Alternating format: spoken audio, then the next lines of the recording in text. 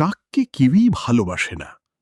তার গায়ের রং কালো, কথার সুরও কর্কশ। তাই বলেই কি কাককে অবহেলা করতে হবে? সকলেই কি সুন্দর? সকলের স্বরই কি মিষ্টি? যেখানে আবর্জনার মধ্যে দু একটি খাবার জিনিস পড়ে থাকে, কাক তা খুঁটে খায়। ইঁদুর, আরশোলা, ব্যাঙ মরে গেলে কাক তা কুড়িয়ে খায়। মাটির উপর যে কত রকমের পোকা জন্মে, কাক সেগুলিও খুঁটে খায়। এজন্য জার্মানির বিজ্ঞানীরা কাকের কত তারিফ করে। কাক না থাকলে সেগুলি পচে গন্ধ হতো, পথ চলা যেত না। সবজি বাগানে, শস্য খেতে পোকা লাগে।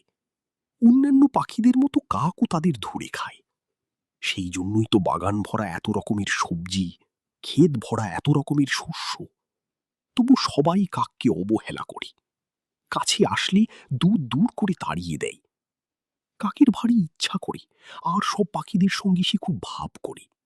তাদের সঙ্গে মিশতে পারলে সে জাতে উঠতে পারে। কিন্তু কি তার সঙ্গে বন্ধুত্ব করবে?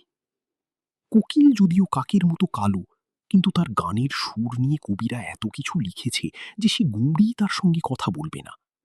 কাকাতুয়া, ময়না, বুলবুল এরাও তো একই জাতের। কিন্তু কি করে সে নিজের অচ্ছুত নাম ঘোচাবে? কি করে সে দলে উঠবে? ছোট চড়ুই পাখিটা দূর্বা ঘাসের ওপর খেলা করছিল। কাক গিয়ে তাকে বলল, চড়ুই ভাই, তুমি আমাকে তোমার জোটে নিবে? তুমি আমার বন্ধু হবে? চড়ুই বলল, তুমি কাক, অচ্ছুত, সবসময় নোংরা থাকো, তোমার সঙ্গে কে বন্ধুত্ব করবে? কাক বলল, দেখ ভাই, আমি গরিব কাক, আমার এত টাকা পয়সা নাই যে আর সব পাখিদের মতো রং বেরঙের পোশাক পরব। আমি পথে ঘাটের কত নোংরা জিনিস খাই, সেই জন্যেই আমি কিছুটা নোংরা। কিন্তু এই কথাটাও মনে রেখো, আমি না থাকলে পথে ঘাটে দুর্গন্ধ হতো, তোমরা চলতে পারতে না। দেখ ভাই, তুমি যদি আমার বন্ধু হও, তবে তোমার নিকট হতে আমি পরিষ্কার পরিচ্ছন্ন থাকার শিক্ষা নিব। বুনিয়াদি ঘরের তোমরা আমাদের সঙ্গে মেশো না বলেই তো আমরা ভালো হয়ে থাকার শিক্ষা পাই না। চড়ুই পাখি ভাবে, একটা ছোট লোক এসে কি বকবক শুরু করল।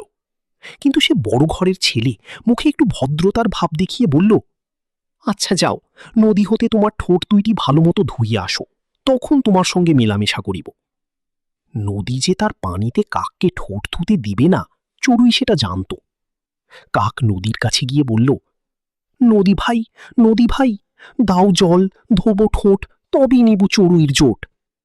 নদী বলল, দূর বেটা কাক, তুই একটা অচ্ছুত। আমার পানিতে যদি তোর ঠোঁট ধুতে দিই, তবে আমি তো অচ্ছুত হব?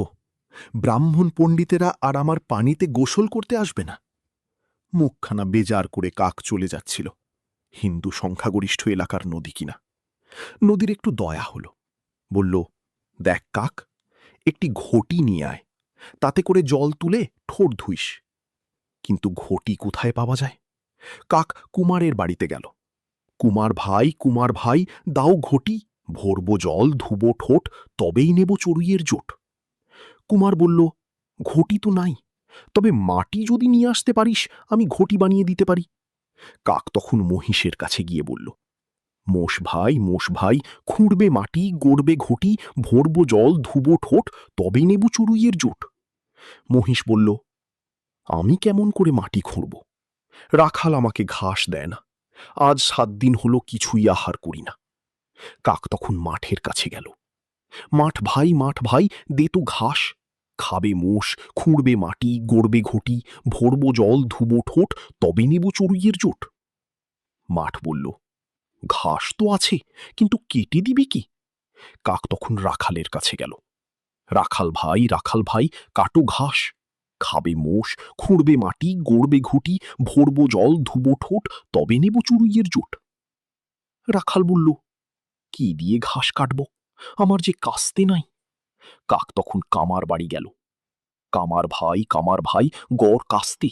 নেবে রাখাল, কাটবে ঘাস, খাবে মোষ, খুঁড়বে মাটি, গড়বে ঘটি, ভরবো জল, ধুবো ঠোঁট, তবে নেব চড়ুইয়ের জোট। কামার বলল, কি করে কাস্তে গুড়িব? আগুন নিভিয়া গিয়াছে। আগুন নিয়ে আয়, তবে কাস্তে গুড়িব। কাক তখন গেরস্ত বাড়িতে গেল। গেরস্ত ভাই, দাও আগুন। গড়বে কাস্তে, কাটবে ঘাস, খাবে মোষ, খুঁড়বে মাটি, গড়বে ঘটি, ভরবো জল, ধুবো ঠোঁট, তবে নেব চুরুইয়ের জোট। গেরস্ত তখন এক হাতা আগুন এনে কাককে দিল। কিসে করে আগুন নেবে কাক? কিন্তু আগুন নিয়ে না গেলে তো সে জাতি উঠতে পারবে না। অচ্ছুত হয়ে থাকার চাইতে মরণও ভালো। সে তার পাখা পাতিয়া দিল আগুন নেয়ার জন্য। অচ্ছুত হয়ে থাকার চাইতে মরণও ভালো। সে তার পাখা পাতিয়া দিল আগুন নেয়ার জন্য।